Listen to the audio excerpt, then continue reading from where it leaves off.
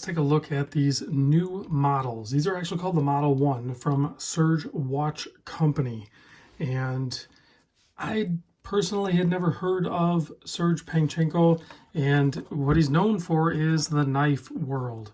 So he's made some very interesting, mostly stonewash type knives in the past, and still does, and is a knife designer for such larger brands as, say, like Spyderco and stuff like that. He's done some things, notably this guy here. This is what they're calling, this is a Gen 1 2019, and it's the actual physical size of a dog tag. So like what you would see as an ID tag in the military, this is the actual size of a dog tag.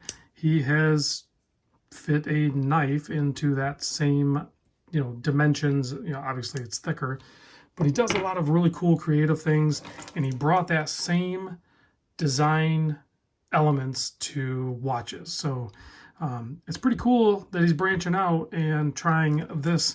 I think this first model, Model 1, and there's different versions. I think this is version 2. This orange one is version 5. And I'll put a link in the description to his website. It's a little weird because when I went to go look at there, basically there's really nothing to buy. These were all on pre-order. These are prototypes here, but these are on pre-order, and I think the pre-order's closed. But so I'm not sure if you can even get them now, get in on them or something. But this model here, which has the extra bronze piece up on top here, this is a decorative piece that you bolt on. This one's $450, and then the regular stainless steel one is $400. So let's get into the size of this and then talk about some other elements of it. So I have a couple of measurements here for the width because I try to keep it fair, and when I collect this information, I always measure like basically the body of the watch excluding crown guards. Well, how do you measure this one? Because it kind of flares out a little bit. So I got two measurements for you. So at the thinnest point, like where the thinnest part of the watch would be, in the center, is like 40 millimeter. Now, if you measure up here where the widest part is, where it kind of hips out, this is 42. And then the lug to lug is about a 46.34, about. That sounds pretty precise for being about. And 13.8 thick, 13.18 thick, but that's including that flat sapphire crystal, which is 3 millimeter thick and has multiple layers of anti-reflective coating on the underside. 22 millimeter lug width, and the crown is 6.5 millimeter. You can see it has a heavy, heavy stone wash look to it. And then, of course, this decorative ring here, this opens up all kinds of opportunity for matching it with, say, a knife or something. I know plenty of guys that are heavy into the knife game, and they do this. They choreograph all of their everyday carry type items. So, much like you would carry this slip joint with this orange watch, you're going to pair up, you're going to match things. So, say you have a different overlay here, you got a Damascus knife that you want to carry, well, you would put the Damascus bezel on this. He hasn't produced those yet, but that is something that is going to happen. There's Damascus, carbon fiber, G10, micarta, titanium, copper, zirconium, all of those things that the knife guys have options to. They're now going to be in options in watches, and quite frankly, I would like to see more of those special materials introduced into watches in the future. There's no reason, in my opinion, that other micro brands can't add some other elements into their watches. I personally would kind of dig it, especially if it was done in such a way that you can have multiple panels that you can like swap in and out depending on your mood, so you don't have to buy multiple watches. You have one watch, and you can put different straps on it, a bracelet, or different materials to kind of tie in with whatever you're carrying. I don't know. That's just me on a side ramble there.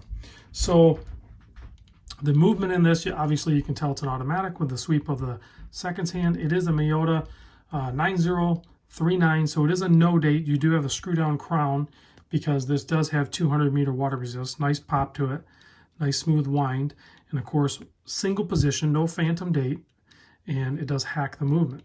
So he installed the correct movement for the watch style that he was going for.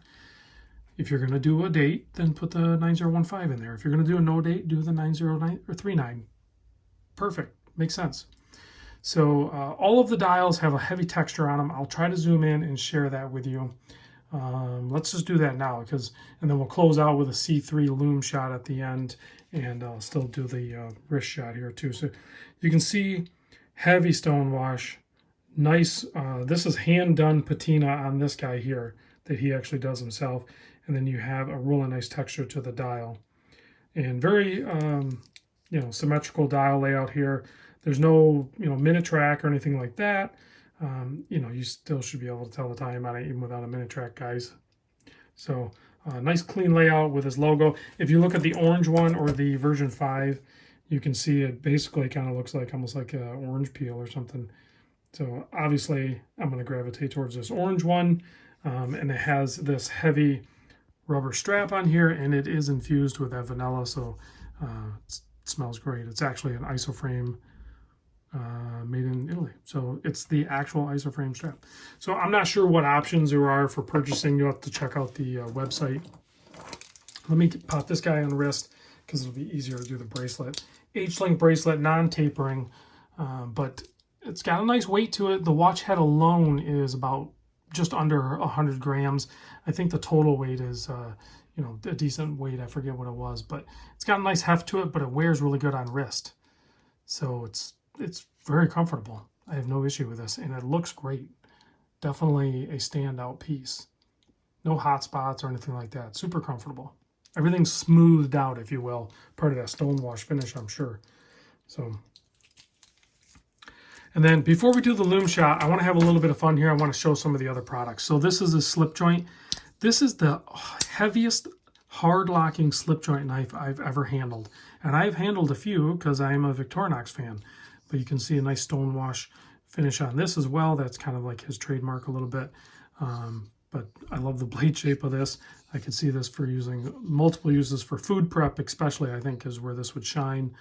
Slicing up some veggies or fruits, or even spreading peanut butter, or whatever the heck you're doing, slicing cheese. So this guy here is called the Coin Claw, obviously because it's like the size of a coin. And again, this is a slip joint as well, or I guess I don't know what you call that, not a slip joint, but a little ball bearing locks it in. So it's just a friction lock, I guess. But really cool stone finish on that too. And can easily carry that in your pocket. And then I already talked about this one, the dog tag one. Very cool. This here is basically a little pill box thing, you could store stuff in. Like extra spring bars, just in case. You never know. Carry extra spring bars or whatever, just in case. I mean, if you're going to use it in the watch world. Otherwise, I don't know what else you'd carry. Different hardware for knives or some medication or something like that. So let's kill the lights and check out this C3 Lume. And it's, as usual, C3 is plenty bright enough. There's no issue there. Super legible. There's no like heavy orientation as far as with the 12. There's no like double dots or anything up top or whatever, but that's still fine. You got to remember too, these are, meant to be a little more fun and toolish. This isn't probably an everyday type watch. So with that being said, I think he did an excellent job, and I'm excited to see what he does in the future, because I think these sold pretty well. So anyway, guys, thanks for watching. I'll catch you on the next vid.